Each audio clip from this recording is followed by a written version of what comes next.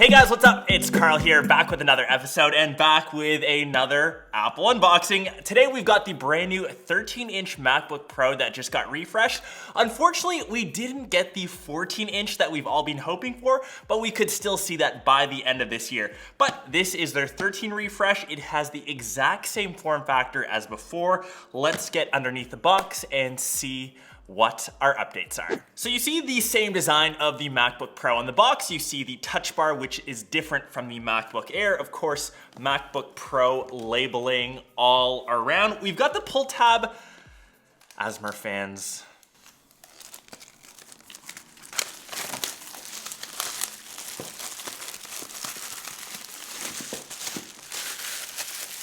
And the top of the box, we've got the space gray laptop up top. You can get it in two different color options, designed by California in Apple. We've got warranty info and space gray Apple stickers. So I think that's different than the white ones you get in the MacBook Air. The slightly larger power adapter, as this takes a bit more juice to charge up the MacBook Pro over the MacBook Air, and a USB-C to USB-C cable. And to the actual MacBook Pro,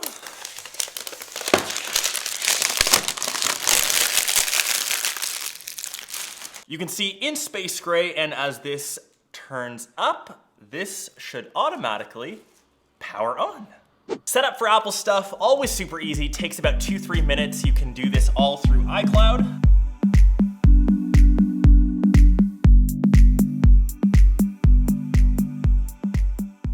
So here is the 13-inch MacBook Pro in all of its glory. Like I said, we still have those fairly large size bezels. We haven't seen that upgrade to the 14-inch, but there are a couple physical differences. The first being the keyboard. That was a no-brainer. We saw that first on the 16-inch MacBook Pro, the MacBook Air. We've said goodbye to the butterfly switches and no more sticky keys. The MacBook Pro does have the touch bar, and I think you either love or hate it. It does switch with applications. I honestly don't use mine too much. Some people do prefer the actual physical keys, but I think that's a personal preference. The big changes though are coming to the internals. We now have double the storage, so depending on which option you get, and that's where the MacBook Pro gets a bit tricky. We've got the entry level, which only has 2 USB-C ports, only $12.99, but for $500 more, you get 4 USB-C ports, but more importantly, you get the updated 10th gen Intel Core processors.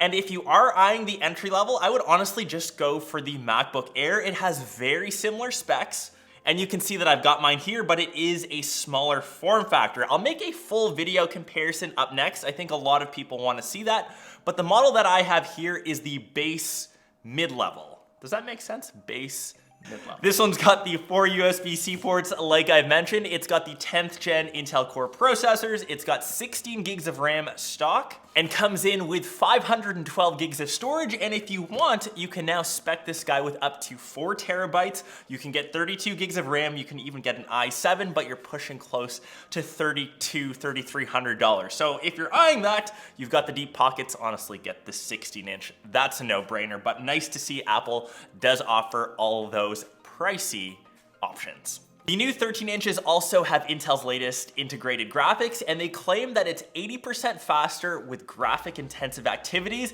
I'll do some full testing as I will edit this actual video on this device, so I'll let you guys know how that performs. I would honestly love to see a dedicated graphics chip for the 13-inch models, just like we've seen in the 15/16-inch MacBook Pros.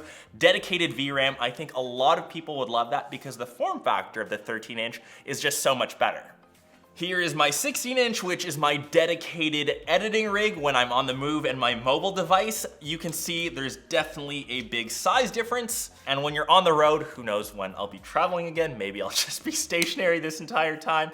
That extra size and weight does make a very big difference. My recommended spec would probably be this one here. It sits in the middle. It's the $1799 option. It's the first entry level where you can get the 10th gen processors. It's an i5, a quad core. It comes with 16 gigs of RAM, and it does have 512 gigs of storage. If you have the extra money, you could bump up to 32 gigs. That would really future-proof the device. I get that it's an extra $400, but once you buy the machine, you are kind of stuck with it. You can't change it after the fact. So keep that in mind. I know most people keep their MacBook Pros for 4 or 5 years until they do refresh. But But yeah, that is essentially the MacBook Pro 13-inch in a nutshell. We now have double the storage with the same price and of course that internal spec bump inside.